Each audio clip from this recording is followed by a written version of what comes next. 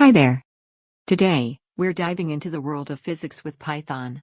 We'll explore how Python can help us calculate momentum and analyze collisions, demonstrating how coding can streamline your problem-solving process. With the power of Python, you can crunch numbers faster and gain deeper insights into physical phenomena. This journey isn't just about physics, it's also about mastering Python along the way. Momentum, a cornerstone of classical mechanics, quantifies an object's motion. It's calculated using the equation P equals mv, where P represents momentum measured in kilograms meter per second, m is mass in kilograms, and v is velocity in meter per second. Let's kick things off by writing a simple function to calculate momentum. First, we need to define a function that will calculate the momentum based on the provided mass and velocity. We can name this function calculate_momentum.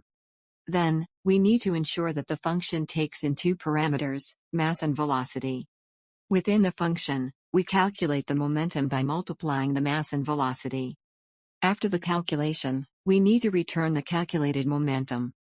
Once the function is defined, we can then call it by providing the mass and velocity. Then we print the result calling function where we pass the arguments. Here we will take a moment for you to finish the code. Don't worry, we will wait for you.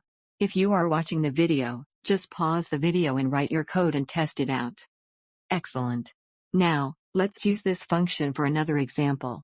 Consider an object with a mass of 3 kilograms traveling at 5 meters per second. What's its momentum? We will wait for you to make the call and print out the result. Fantastic. Let's try another example. How about an object weighing 5 kilograms with a velocity of 4 meters per second? Don't worry, we will be waiting for you. Next up, collisions, specifically, elastic collisions. In these collisions, both kinetic energy and momentum are conserved. Before and after the collision, the total kinetic energy and momentum of the system remain constant. It's like watching a perfectly choreographed dance between objects. To make things easier, we'll leverage object-based programming. By assigning values to objects and simulating collisions, you'll unravel the mysteries of momentum. Don't worry. We'll guide you through the code building process step by step. We need to add a new class called physicsObject. It represents an object in physics with attributes mass and velocity. Create a_init_ method within the physicsObject class to initialize the object with mass and velocity attributes. Add a method called momentum within the physicsObject class. This method is based on our function for momentum.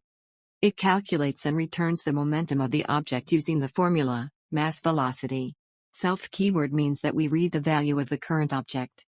Instantiate the first object of physicsObject class with mass 5 kilograms and velocity 10 meters per second.